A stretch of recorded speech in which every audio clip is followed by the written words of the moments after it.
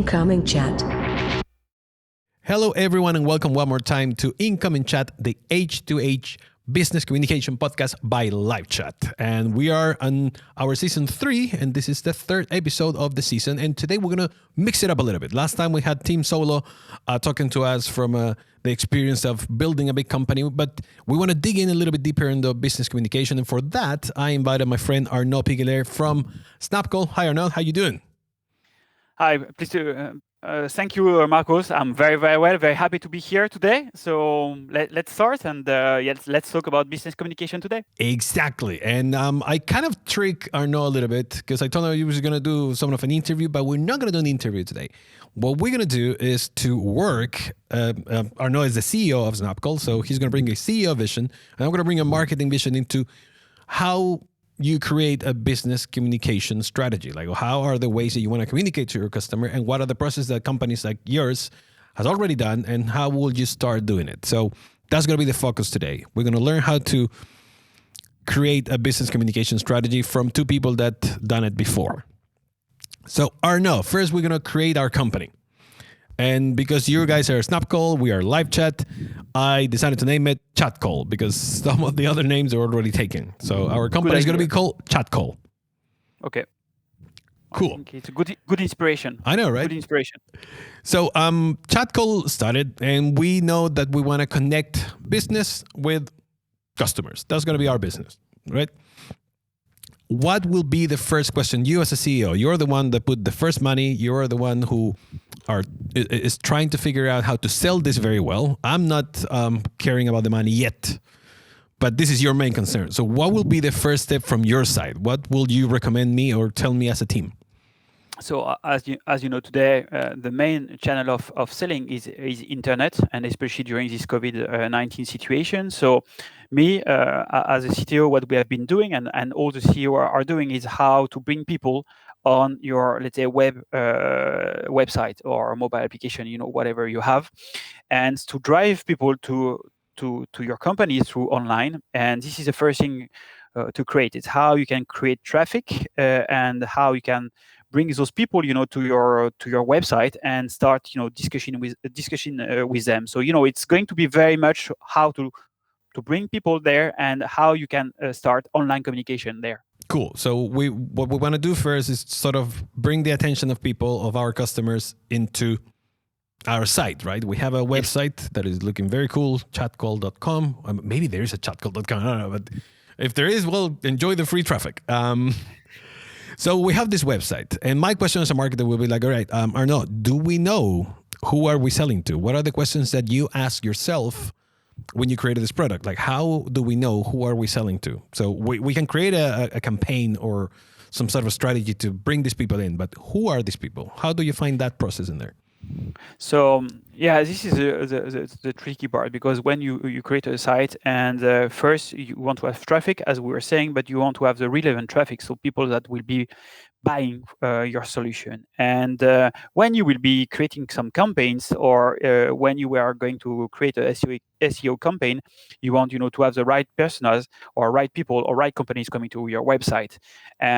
And this is a big work, in fact, because you always talk about these big names and say, yeah, I'm going to make a campaign, SEO, whatever. But at the end of the day, it's a very, very long process. How you write the relevant content, that this content will be touching the right people, that they will be reading your articles, or they will be getting your message through LinkedIn or your message through an email campaign.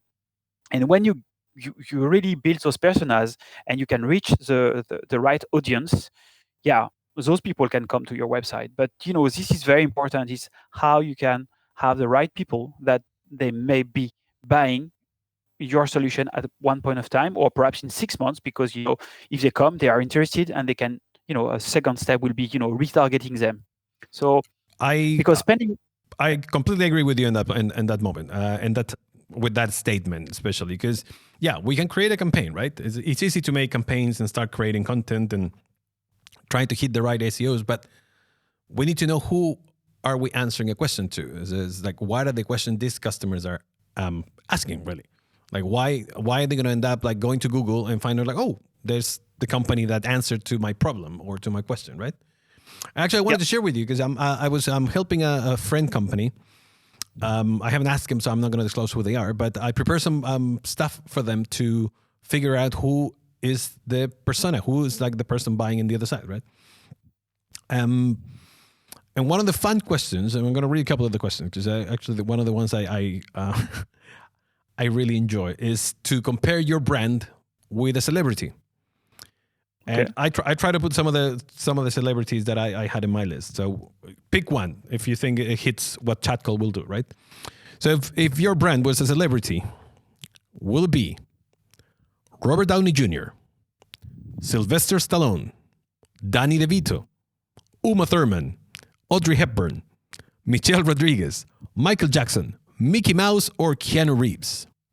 Did any of those names actually call your attention? Yeah, it's hard to to choose the one. Most probably, I would choose Keanu Reeves. Following the way probably is acting on this movie. Quite in action. He's mainly doing action movies. So I think action is really close to entrepreneurship. I agree. You're talking about how to create campaigns and how to find a personas. It's actions. Actions is how you can create your product, how you can create your brand, and how you can make it known, how you can make business, how you can make your customer happy. So actions. I think this is I will choose this one. And the good thing about Keanu Reeves, and the reason why, because I didn't just choose random celebrities, right? They all have two sides, right? Because Keanu Reeves is in every action movie or whatever, but he's also a good guy, and everybody knows him as the good guy. He has charities, and he has a completely different approach to being a celebrity. He always shares with people, so it's the good guy Keanu, right? He's someone approachable. So we're going to be talking from the Keanu Reeves idea of like, we're ready to move. Yeah. You know what I mean? But I don't think so. It can be a sponsor, to tell you the truth. I think the price will be too high for us at the moment. Probably. But we he's think a for good the guy, future. though. Yeah, he's a good guy. Yes, you're right. A good guy. Yeah. So we have this attitude. So Chatcall is a company who's full of action, but we care. So we have these two ideas of like, we want to do action, we want to care about our customer. Now, our customer, we know, is someone who wants to connect better to their client through their website, right? That's sort of the main product that we're offering. So we know that this is usually e-commerce would be, you think? Yeah, it's a big part of the market for us at the moment. Yes. E-commerce. What other area you think is needing to communicate with the customer faster and easier? So what we say phase one was how to bring traffic, and how after as you have been doing so much effort to bring traffic on your website, is how you are going to get in communication with them, because we always dream that people will come to your site and they will buy straight away, but it doesn't happen. They buy because they start a conversation with you, because they've been buying from you and they have been happy with that. So with you, so it's a long process sometimes, and whatever you explain everything on your website, sometimes at the point of time you can have a chat or messaging or a voice call or a video call, and everything that will help to create a relation between a customer and a brand is very, very powerful, because you have spent so much money and time to have one people coming to your site. Why to let him alone sometimes if he needs something, and just one information can help him to purchase, or not having the information will prevent him to go and purchase straight away. We talk about online, and online is, and we say e-commerce. You go, you want to buy, you're ready to buy.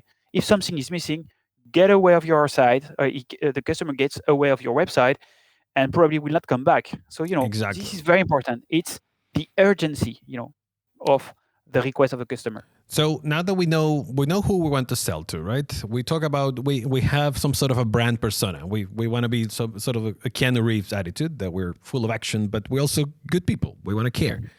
Now, as a marketer, excuse me, I want to propose content.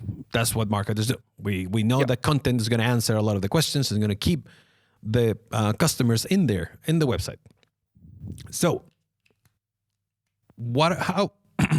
how we're going to find out what to answer? How are we going to find out more about what are the right questions? Are we going to run an SEO test with some keywords that we assume that they're important, or will you try to maybe interview some of the people that we know that they can be our target customer? So I can talk about some mistakes we did on the past. So, and please. how That's how we learn, man. This is how we did learn today, and how we get more traffic on our website. So at the beginning, we just wanted to publish content, and we wanted to be explaining our product. So we are very proud of more technical view and saying, hey, guys, what we are doing. And more we were describing options, more we were losing a customer. At the end of the day, what you have to, and what we feel that we had to do, and we went on that way, is, of course, to have a very clear vision of what we wanted to share as a content, and which kind of SEO or keywords we wanted to include on this content. So we started to okay, let's publish something because we have to do it, to how we create a strategy to have the right content, calling the right keywords, getting the right people coming to our content. And it has been a big change 2 years ago when we started to do that. So as we say, we spend time, we spend some article, but nobody was going to read it, and because we didn't have keywords. It happens. I mean, it happens to me with a bunch of videos that are like, oh, this video is gonna rock, and not getting attention. It's crazy, and this is you spend time, you spend effort, but at the end nobody comes. So really, when it's always about strategy, how when you will be structuring your website and your content, how you are going to get people working on the keywords, and which kind of information you should be including on this article, because otherwise nobody will come from the Google search coming to your website. And it took us some time, let's say, to come to this. Of course, for most of you, it's going to be obvious what I'm saying, but sometimes we were thinking too much of the product and not so much about the content and the marketing part of it. Dude, I mean, that happens a lot. I mean, many companies that I joined as a marketer will be, right, so we've been in business for 10 years. We never had a marketer before. I'm like, Jesus, how you even... I mean, which is good. It shows that you have a good product, right? So as a marketer, the first thing I will ask is just to make sure we have a good product. Because otherwise, it doesn't matter how much good marketing you do, just people are going to walk away. Now, what I'll recommend too is to interview, like literally call people. And this is something people don't do enough. When you're not sure about something, just to grab the phone and make a phone call. You have in your head who's your ideal customer. So why not to ask her questions or ask them questions, right? I remember this happened once with a company that wanted to hire me. They asked me a few PR questions, and PR was not my thing. So I called their own PR agency and asked them a lot of questions. They even let me know how much money they were charging them. So when I prepare a presentation for them, they were like, how do you know all these things? Like, how do you know all these PRs? I mean, it's not something, well, I just ask. I literally grab the phone and ask. Same thing with influencers. I'm like, oh, how can we get this influencer to talk about our product? Why don't you just ask? And I mean, you'll be surprised at home how easy it is to make business when you just grab the phone and ask. Literally, it's so easy as... And the point of this story is the same with your customers. Why don't you just go back, and if you want to work, for example, with Ryanair, find someone in Ryanair and call them like, look, I need 10, 20 minutes, half an hour of your time. I don't need to tell you that this is not a sales. I just need some information. We're planning to do something, and we will love your input as a big company. And you'll be surprised at how many people will be happy to help you. Like, oh, absolutely. And not only that, you create a network, right? I mean, you guys are working with some very interesting companies around. Yeah, you're right. I mean, you cannot design a product without talking to future customers. You have to understand what their pain points, how you can solve them, and we are a very technical team, and we had to come to it's 4 years we have built a company, But we had to really exchange with customer and say, we are going to create a new product, and how I'm going to solve your pain points. And you can really be surprised that you can drive your product to a direction according to customer feedback. Today we have great customer with LiveChat. We have, for example, just for the small story, we have a Slack channel with some of them. And when we have a new product idea or how we can enrich our integration in LiveChat, we run some survey with them and say, what do you think about this feature? And if we see that they say, yes, it's nice, but it doesn't help me a lot, or yes, this I want it, or and of course you have to propose where you want to go, but of course you have to listen what the customer wants. And as you say, you can be very, very surprised that finally at the end, sometimes you have to adapt your product, but it's for the good reason. And when I say good reason is because it's going to help solving pain points. And after you have to understand yourself, is the pain point is only for one customer or is going to be for 10,000 customers. And this is how you can develop something that's going to be helping a lot of companies, or just focusing on one big customer, for example. And for us, the position where we want to be is really to see how we can deliver an experience that's going to be common for many companies. But asking customer what they think about our next step, and especially roadmaps, is really key. Is really, really key. I've been very lucky for that until now. And one of the byproducts or one of the add-ons to the whole situation of asking customers, which a lot of companies are afraid to do, is that when you ask, you make the customer feel important, like feel taken care of. And yes, it goes a little bit to our Keanu Reeves analogy that this guy, oh wow, these guys are actually they're doing all this, but they're coming to me and I was like, are you okay? Do you need anything else? I mean, do you like this? And it's huge because you're not only molding or creating a just another client, and I want to use the word client right here because I want to move that client through all of these little things that we're doing into a customer, into a loyal customer.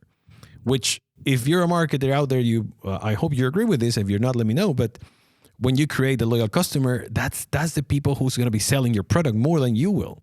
Yeah. I mean, people out there trust more word of mouth than an advertising. I mean, if I go and recommend something to my friend, he will probably do it instead of just seeing an ad in Facebook.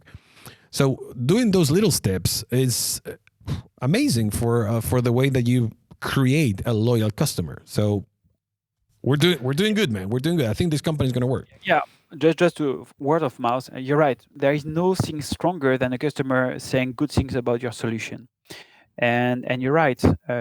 Having them part of your process of creating, new feature or new add-on is very important. And whatever you're going to spend, a lot of money on advertising, I think. We are all buying SaaS product, and sometimes we are not looking for some product because one company say, yeah, I'm using this one, I'm very happy. Okay, fine.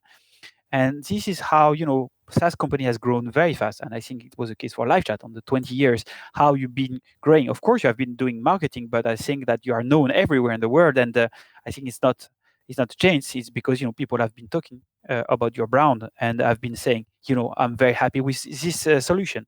So one of the things that definitely make the difference is just as a company we listen and we talk and we have conversations with our customers.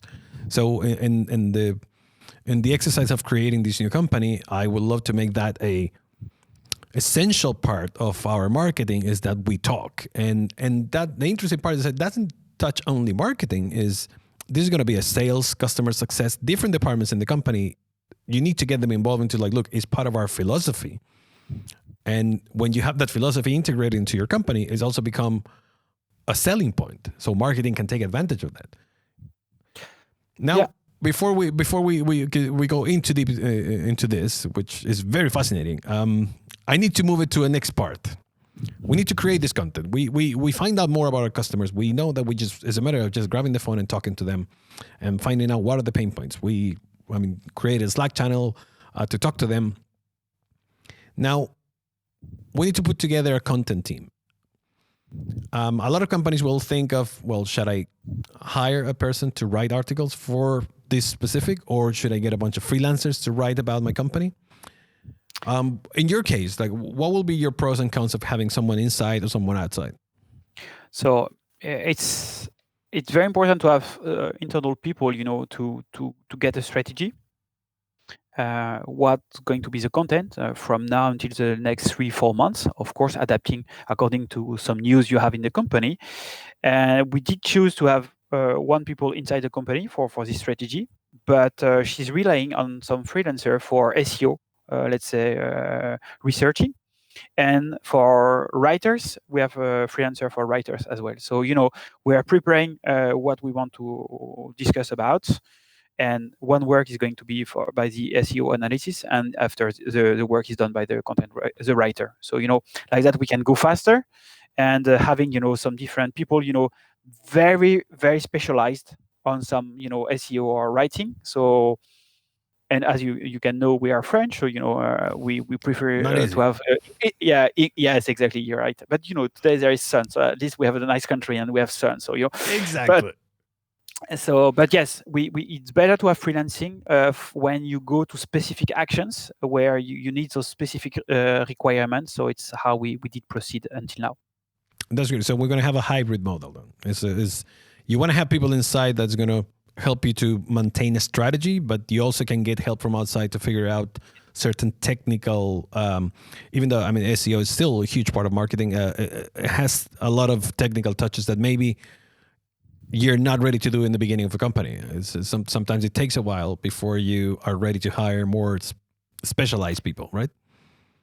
Yeah, I think, and sometimes those profiles prefer to be outside of the company. They like to be freelancer as well. So, it's not only our choice, it's the choice of the market as well. We saw that many content writers prefer to be on their own and to have different subjects, not to talk about only one subject from one company. So it's what we did notice as well. So as a Keanu Reeves company, we don't really push for a sale. We don't force a sale. I can see Robert Downey Jr. being a bit more aggressive, or Mickey Mouse being a little more playful. But when we have a Keanu Reeves, this guy is going to make sure that is covering all of your needs, right? We're covering all of the needs of our customer. And then we're going to ask the question, right? So like, look, I have this for you. I have that for you. Now let's talk. And I think something companies are forgetting, that people buy in emotions, and emotions are not something that you really want to push. And human life, human beings, or in business, when people buy on emotion, it's because you created an emotion, and that takes a bit, right? So I will recommend for this imaginary company to start subtle, to not push for the sale. Like, how do you feel about call to actions? Yeah, in fact, pushing for the sales it's always dangerous in a way. You have to be known, your solution to be known, but the customer has to make his own choice. So he needs, and we see more and more people, so trying the solution. We, free trial, for example. We have all this in a SaaS company, or having questions or reading documentation before going to a decision. So I think our role as a company is to make aware about what our solution is doing, and help the customer when they have some inbound. When we are going, too much in outbound and coding and whatever, I think it's like sometimes it can work, but I feel that it could be too much damaging the relation with the customer, because somebody gets a call and doesn't want to be bothered. So sometimes it works again, but this is not the philosophy when you start a company and when you want to be a SaaS, and really more trying to give all information to brands that they can go for your product. I think this is quite a good way of interacting with customer. Not to be too much active, but on a pushing way, but being there when they need you, and this is the most important. Being there when they need you. So as a marketer, I'm going to reply to that as, okay, I want I want to create a funnel that is a bit longer than wider. So it's not that I want everybody to come in and I will keep whatever I can. I just want to create something that is longer. So I'm not going to push the conversion very soon, but I want to make sure that we're covering everything and we're going to push the conversion towards when the customer is ready. Now, there are problems with that for sure. I mean, especially when you're looking at the financials of a company, you do want to push your sale as fast as you can because you need to make money. You need to pay your people, and I mean, you'll be moving fast. But when you do it the other way and you push this longer funnel, you get the customer to build a trust. They're like, "Oh, they're not just trying to get a quick buck. They're really trying to help me out." So cool. We have a longer funnel more than a wider funnel in this company. We have the conversion, right? We are converting the customer. So our customer says, chat call, you guys are the ones for me because you answer to all my questions. I like your tone of voice. You find me in the right places. Now, how do we cultivate or how do we improve our relationship with a customer? And I think it goes back to some of the things that you were talking before, but from your own experience, you already converted with the customer. How you keep him in? Because churn is a thing that everybody's scared of in the SaaS world. I mean, it gets easier to convert a customer than to keep a customer. So the efforts sometimes are misguided. So in our company, in Chat Call here, we want to make sure that we convert in a subtle way, but we encourage the customer to stay with us, right? So what are some of the things that you guys do for that? So in fact, we put some different mechanism for our story. Is that during the free trial is very important. Okay, there is different step when you convert a customer. There is a free trial, so he's a new customer, he's not paying customer, so he's trying your solution. And after, when he's going to pay, so there is some critical moment where you can lose a customer during the trial period and after 1 or 2 months. During a trial period, I think what is key and what we were feeling as a good information to share is to send some few emails during this trial period, giving some tips how to configure, let's say, the product, what it can reach in terms of KPI, which kind of pain points is going to solve, or some quick step for let's say for his team. So we try to share those information, and of course we tell him if he needs information, we are there. So that are some information during the free trial. When the customer starts to pay, it's again a different story. What we try and in our solutions is to see metrics. How much time is going to use our solution? Which kind of because we are linked with LiveChat, so it's based on agencies. So we try to see how much or in which cases they are using the solution.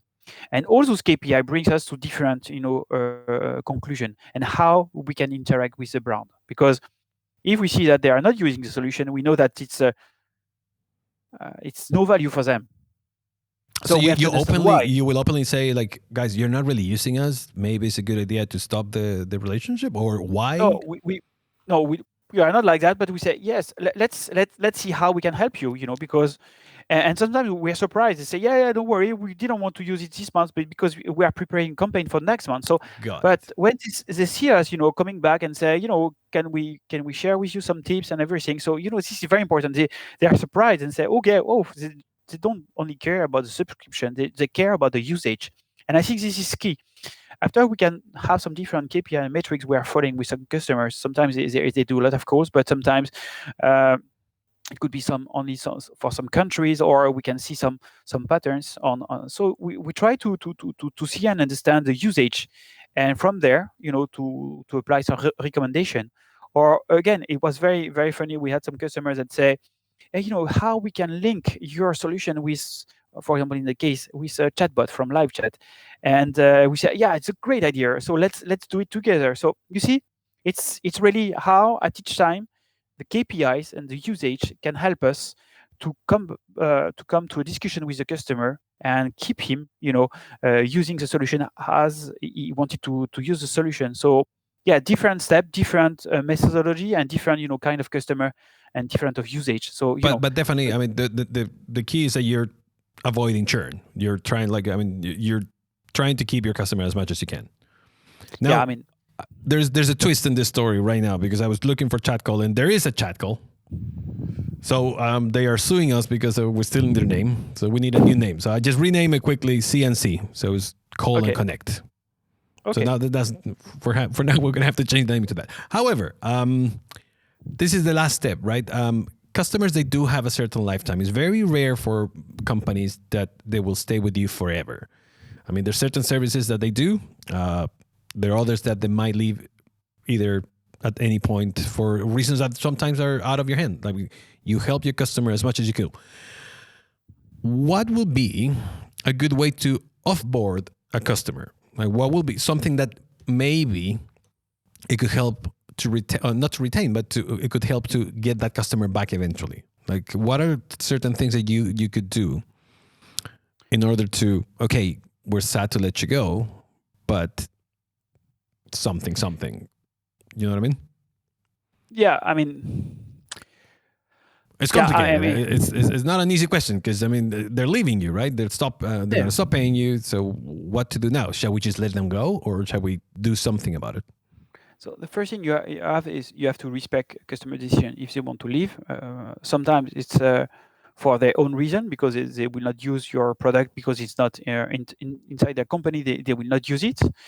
Sometimes they will leave you because they will use another solution, a competitor solution, or because you don't provide the right feature, on the roadmap that's going not to be delivered. So I think that first you have to be very respectful with his customer, and very happy that he has been choosing your solution for some months or for some years, and you never have to forget about it, because at a point of time during your success of your growth, this customer was important for you.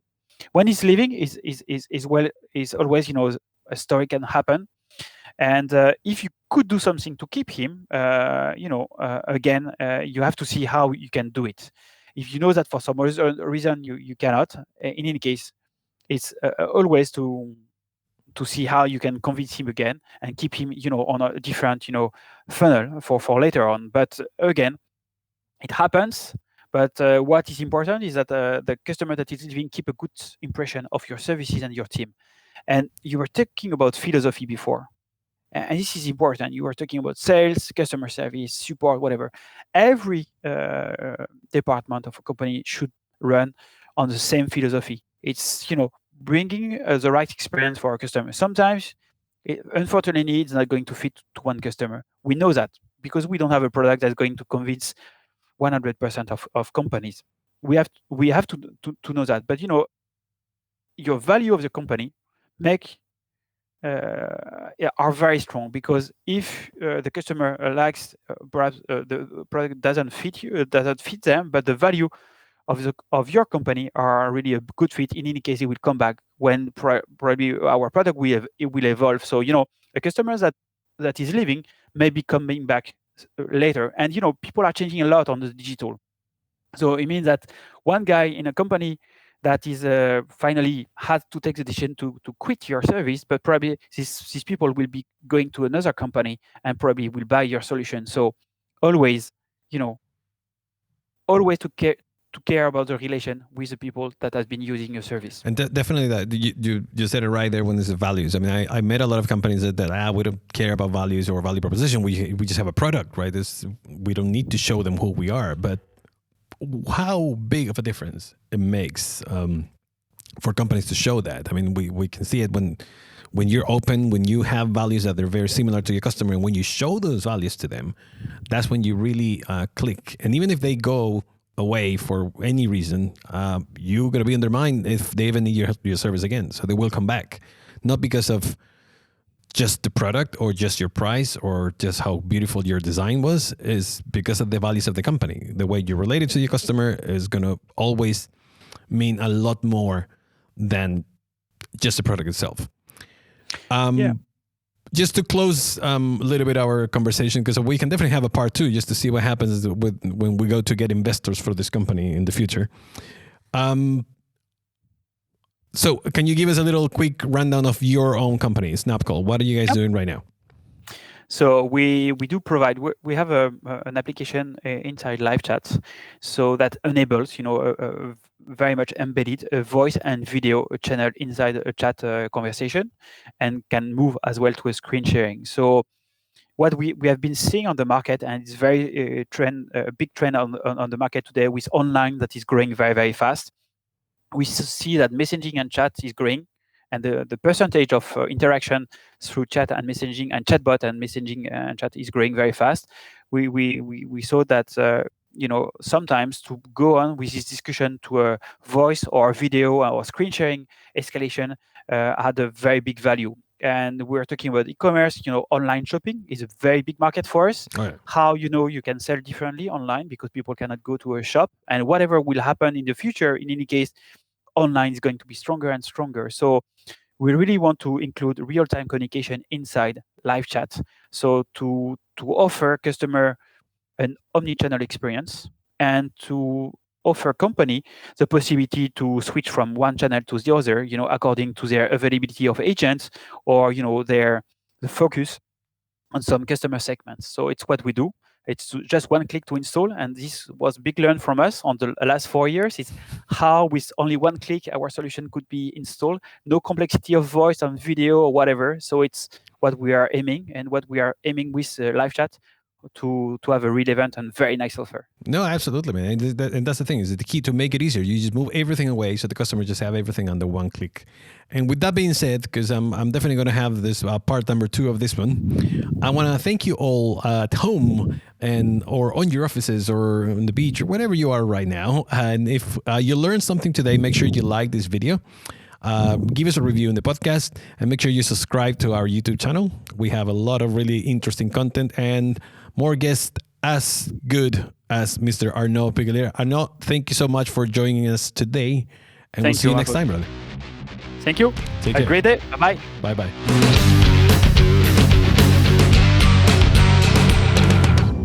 Incoming chat.